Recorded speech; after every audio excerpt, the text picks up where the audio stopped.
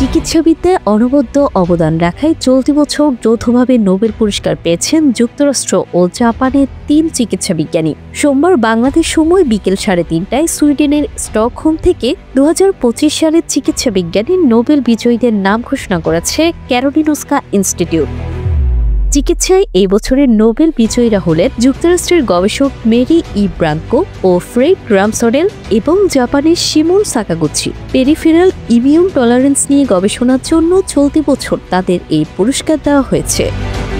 কারোলিনস্কা institute বলছে, মানবদেহের রোগ প্রতিরোধ ব্যবস্থা বা ইমিউন সিস্টেমের কাজ হল শরীরকে জীবাণু ও ভাইরাসের মতো বাইরের হুমকি থেকে রক্ষা করা। তবে কখনো কখনো এই ব্যবস্থা ভুলবশত শরীরের নিজস্ব টিস্যুকেই আক্রমণ করে বসে, যার ফলে দেখা দেয় অটো ইমিউন রোগ।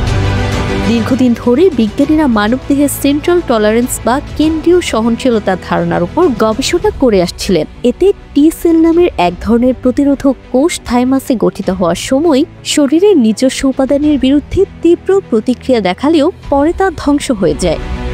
নোবেল কমিটির চেয়ারম্যান ওলে ক্যাম্পে বলেছেন, মানবদেহের সব সেল রিঅ্যাক্টিভ টি সেল থাইমাসে ধ্বংস হয় না, কিছু কোষ রক্তে থেকে যায়। এই কোষগুলোকে নিয়ন্ত্রণে রাখার জন্য শরীরের বাইরে আরও একটি প্রক্রিয়া কাজ করে, সেটিকে পেরিফেরাল ইমিউন টলারেন্স বলা হয়।